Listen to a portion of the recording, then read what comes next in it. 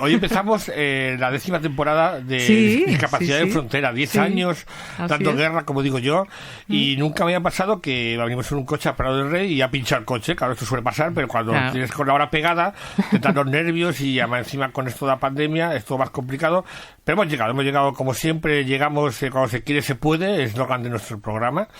Y bueno, pues hoy abordando un tema de estos que llamo yo de creación, de estos que, bueno, que a veces, como te digo, María Ángeles, te llegan cosas por WhatsApp, que ahondas en ellas, o en este caso una amiga común de ámbito de discapacidad intelectual, pues hablando con ella de muchos temas, me planteó uno que ella también colabora. Yo, esto es muy interesante, esto es para Radio Nacional, por Dios. Sí, porque además es un tema que en 10 años no habíamos abordado nunca, ¿eh? Porque claro, es que hasta que no te lo cuenta alguien, no muchas veces nos reparamos, sí. Y mucha gente que es habitual nuestra, seguro que ni se imagina lo que vamos a contar, porque sí se plantea en el ámbito general. Vamos a hablar de negligencias médicas y mucha gente lo conoce, pero vinculado a la discapacidad yo creo que es menos conocido y muy importante porque hay secuelas que sabemos que es por vida. Claro, y que hay errores médicos, negligencias médicas que pueden originar incluso una discapacidad y en muchos casos, desde luego, muy grave. Pues de esto vamos a hablar. Preséntanos a los invitados que hoy nos acompañan, Mariano. Pues sí, vamos a hacer la media porque son unos cuantos, pero sobre todo estas personas que ahora voy a presentar están muy especializadas en el momento del parto, porque mucha parte de esa negligencia se origina en el parto y esto origina que ese feto, que ya es una personita, pues tiene unas dificultades para vivir toda su vida, que pueden ser 5, 10, 40 o más años, y ese caso requiere una ayuda económica y requiere una compensación y un montón de cosas que es lo que ellos se plantean. Entonces, bueno, vamos por partes y tengo a mi vera, aquí a Álvaro Cervera. Hola Álvaro, buenos días. Buenos días. Y es que es de todo, porque es que es arquitecto especialista en estos temas, trabaja en temas de plena inclusión con discapacidad intelectual, como ahora con CERMI Madrid, CERMI Nacional. ¿Algo más, Álvaro? Hombre, alguna cosa más incluso, sí. Porque algo tengo que hacer que me dé de comer. Bueno, pero de momento con eso nos quedamos para hablar del tema de hoy y para el ámbito de discapacidad está muy bien, ¿no? Sí. Luego también tenemos que va de la mano ese trabajo que vamos a hablar hoy a Rafael Martín Bueno, que es abogado especialista en este tipo de asuntos de negligencias médicas y que lleva años peleando. Bueno, está bien empleada para pelear, ¿no, Rafael? Buenos días, Rafael. Lo primero de todo, buenos días. Sí, efectivamente, hay que pelear mucho. Ahora nos contará.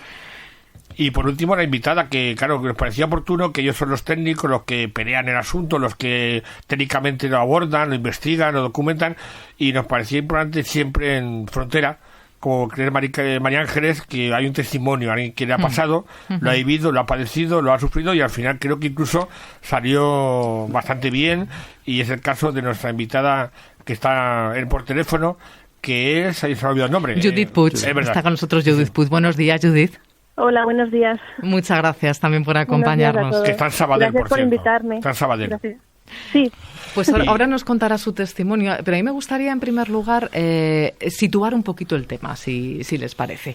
Y para eso voy a preguntar a Rafael Martín Bueno. Cuando hablamos de negligencias médicas, porque yo a propósito he utilizado la palabra error, luego he dicho negligencia, y lo he hecho a propósito porque no sé si es lo mismo, no sé si se considera desde el punto de vista jurídico igual, porque claro, errores en nuestro trabajo cometemos todos, pero yo recuerdo una vez la gran artista Montserrat Caballé que dijo, no es lo mismo que a mí me salga un gallo en el escenario, aunque sea en el teatro más importante del mundo, que un médico o un cirujano cometa un error cuando está haciendo una operación quirúrgica, una intervención quirúrgica. Y efectivamente, pero al fin y al cabo no deja de ser un error.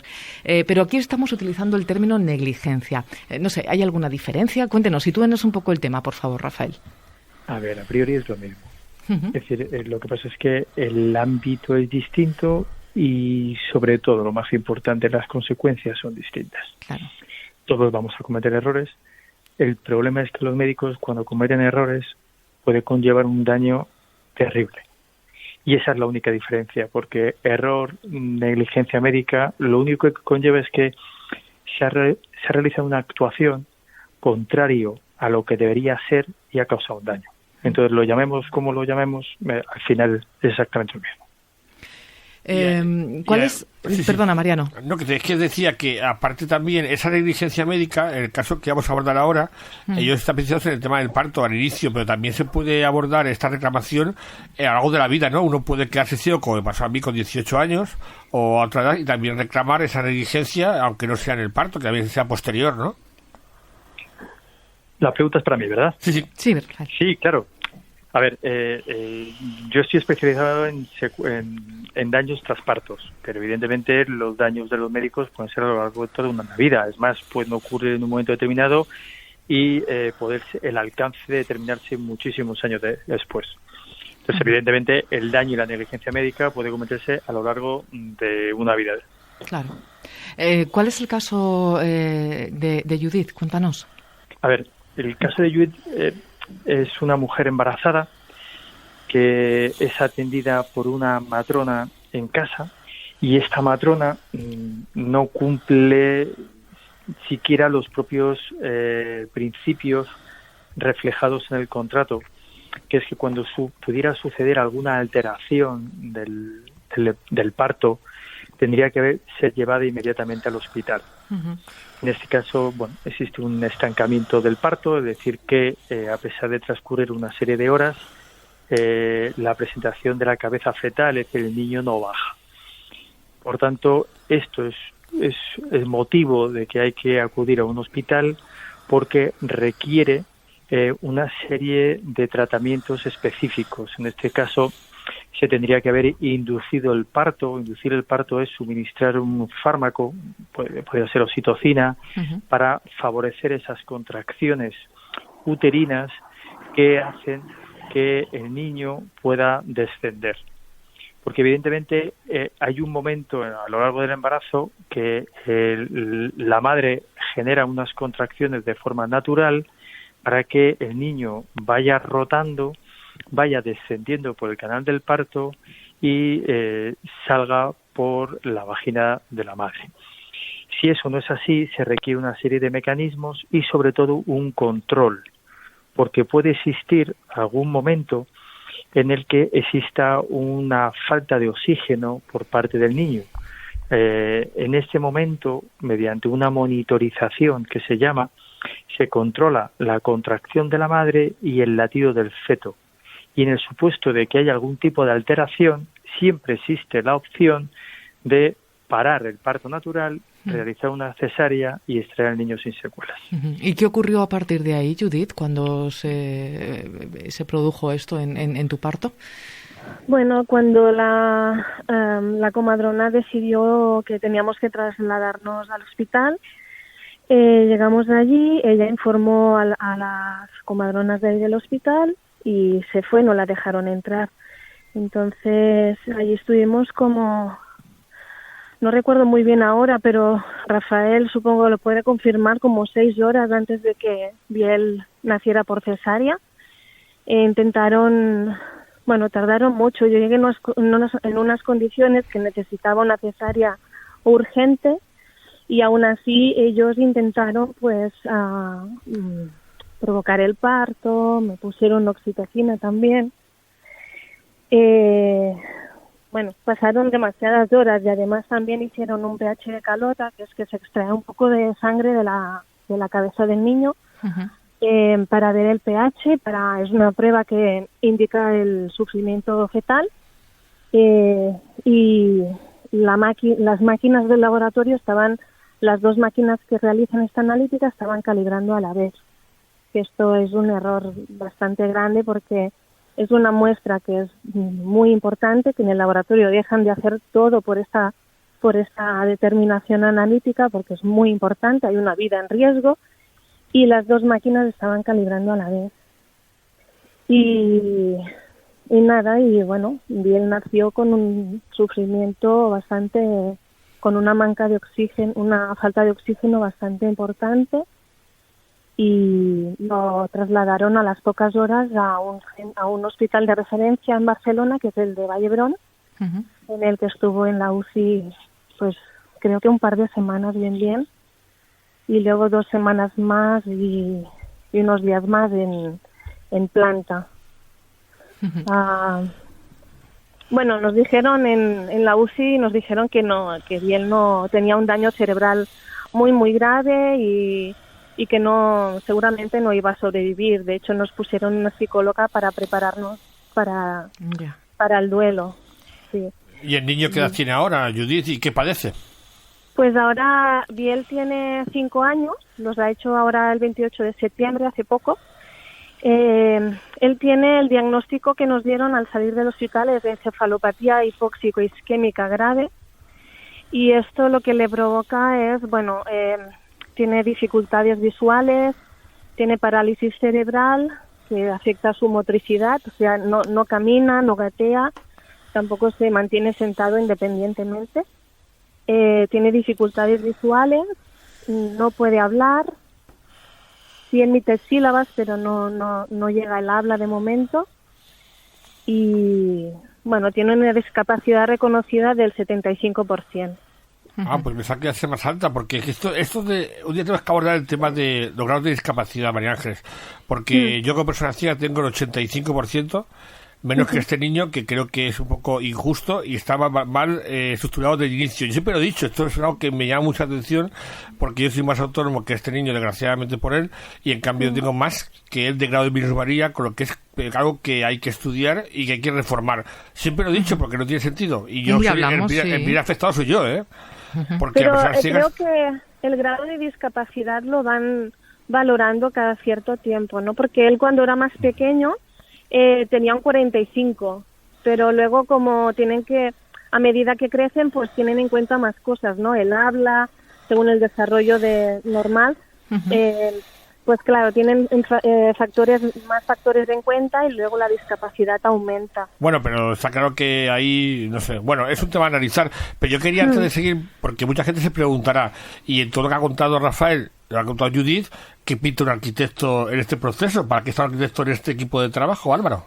Pues yo creo que por un tema muy importante, y es analizar cuáles son las secuelas desde un punto de vista de la vida diaria en una vivienda, en la vivienda en este caso de Biel y de su familia, porque todas las personas con discapacidad están en un entorno familiar y todos juntos sufren la discapacidad, incluso pueden llegar a disfrutarla, entre comillas, si se ponen las adaptaciones adecuadas en todo su entorno de la vivienda y en el entorno urbano, etcétera, ¿no? Entonces, de lo que yo me encargo es, a través de la experiencia que tenemos, de haber tratado con muchísimas personas con discapacidad, de todo tipo de discapacidad, es ver si la vivienda en la que está en este momento tiene futuro.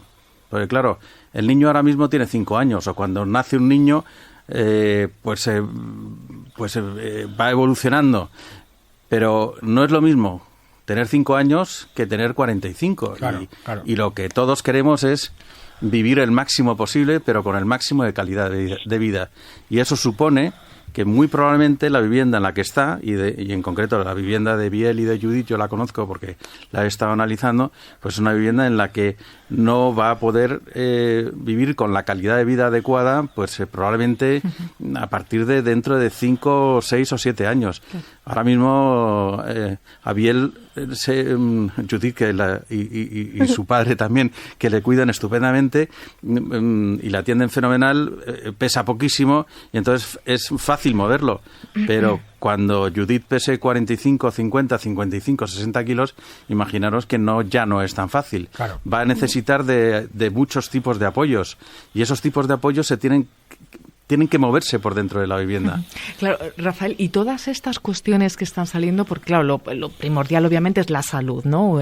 Se pierde la salud por una negligencia médica o se adquiere una discapacidad, como es el caso, por una negligencia médica o en los procedimientos médicos. Pero claro, esto conlleva tiene muchas repercusiones inmediatas, desde luego, pero también a lo largo de la vida. Esto, como abogado, ¿hay que tenerlo previsto desde el primer momento o se puede luego intervenir a lo largo según se va desarrollando la vida de la persona? A ver, eso es un problema bastante importante cuando estamos hablando de un daño continuado. Es decir, no es lo mismo un daño permanente, a uno le amputan un brazo y ya está, y ya las secuelas, evidentemente, de esa amputación son reales desde ese momento y para toda la vida, que un daño cerebral que actúa sobre el desarrollo de un niño. Es decir, cuando uno nace, no va a poder saber si va a correr hasta que llegue la edad de correr. No va a poder saber si va a hablar hasta que llegue la edad de hablar. Por tanto, estamos hablando a un daño continuado. La lesión es en el parto, pero tiene que evolucionar. ¿Qué problema nos conlleva en este sentido? Que uno tiene que solicitar una indemnización en un momento muy concreto. Muchas veces no se puede solicitar nada más nacer, porque no puedes saber cómo va a evolucionar. La ley te permite solicitar una indemnización, pero tienes que acreditar todo el daño. No vale coger el baremo, se utiliza de forma orientativa el baremo de accidentes de tráfico, donde se refleja una serie de secuelas, una serie de partidas a reclamar y pedir el máximo, sino que tienes que justificar una a una todas las partidas que va a necesitar, en este caso, el niño. Por tanto, en cuanto estamos hablando del tema de Álvaro, es evidente que lo que está explicando es que va a tener una evolución y va a tener unas necesidades. Y dentro de esas necesidades hay un apartado que se llama adaptación de vivienda. Pero adaptación de vivienda no vale con solicitar una cuantía, sino que tienes que acreditarla. ¿Cómo?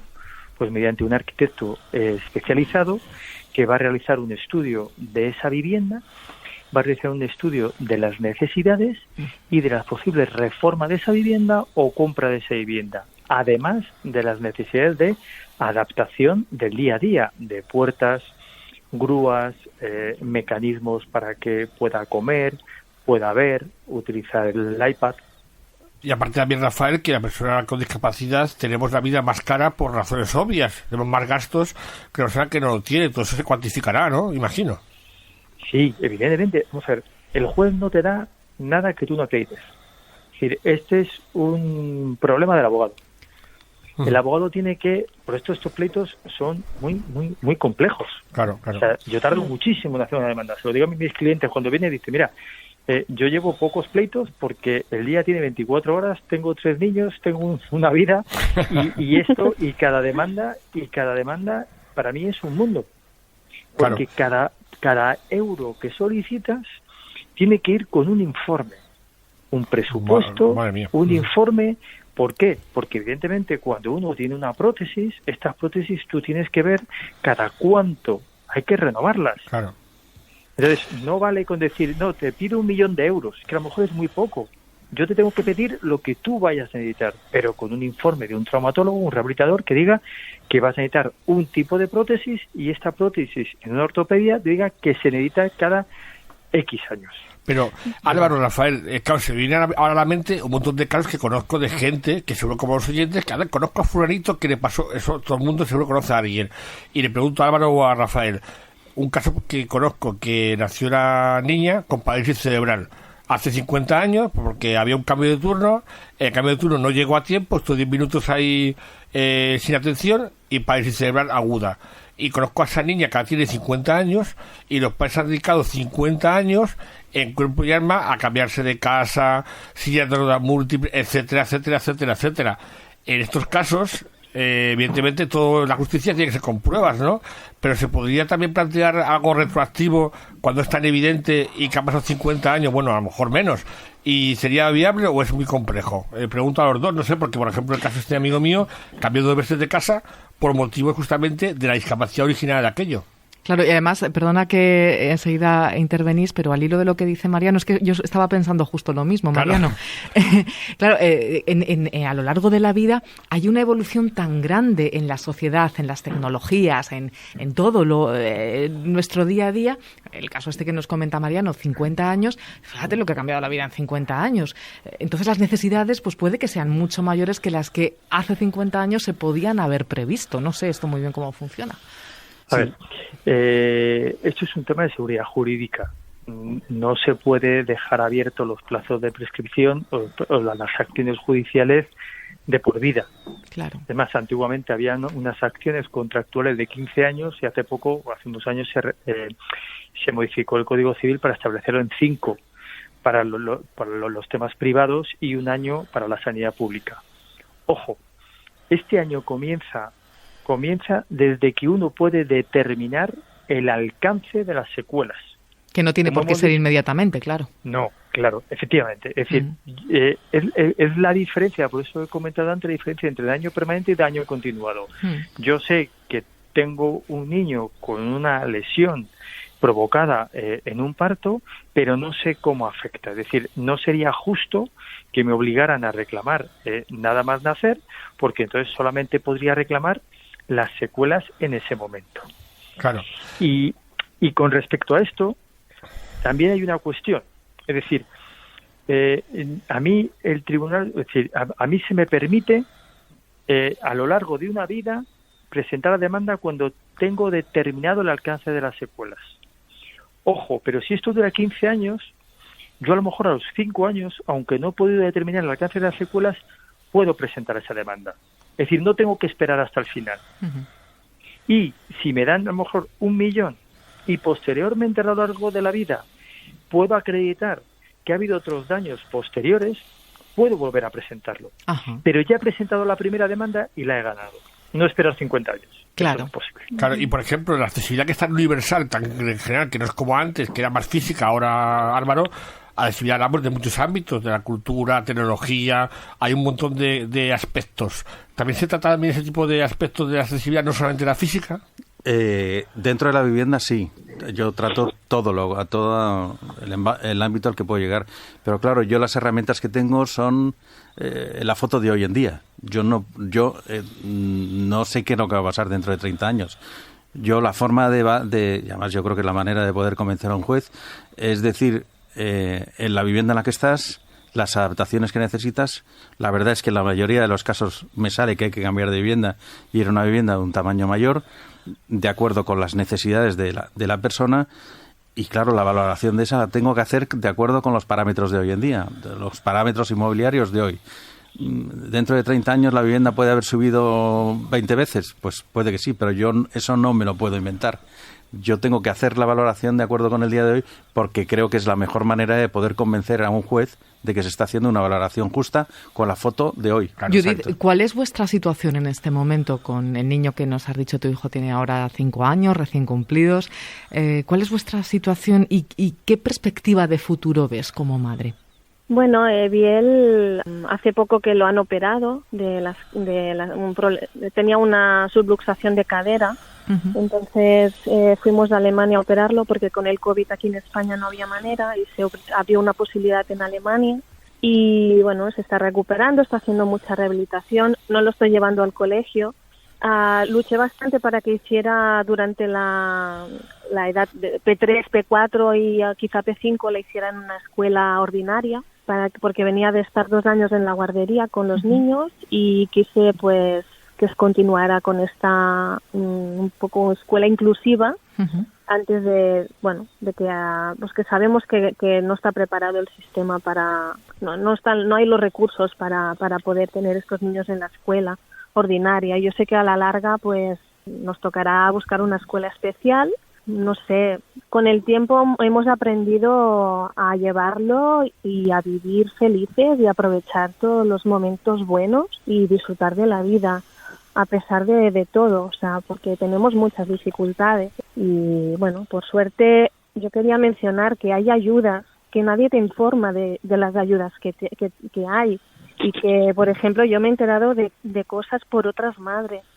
Hay una ayuda muy importante que para mí ha sido la mejor, que es el CUME, que es que uno de los 2 progenitores puede reducir su jornada laboral sin perder el sueldo.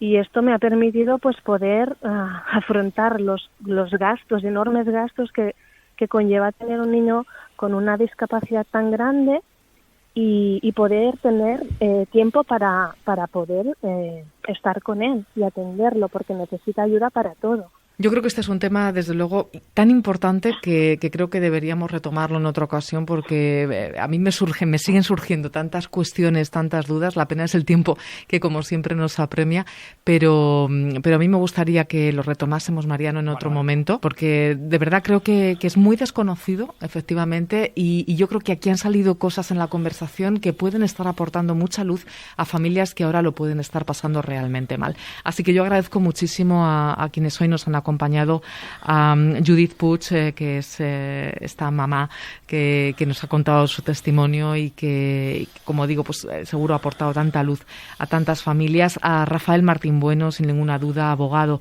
especialista en estos temas, y a Álvaro Cervera, arquitecto y persona que está impulsando también el poder ayudar y poder aportar su granito de arena tan necesario a estas familias. Gracias a los tres de corazón. Muchas gracias. Y Mariano, nosotros nos encontramos el mes que viene, si Dios quiere. Si no hay pinchazo, no hay cuarentena, no hay confinamiento, esperemos. Siempre nos quedarán los dedos. Nos quedarán los teléfonos móviles, si Dios quiere. Esperemos. Un beso a todos. Un beso, adiós. Buenos días, adiós.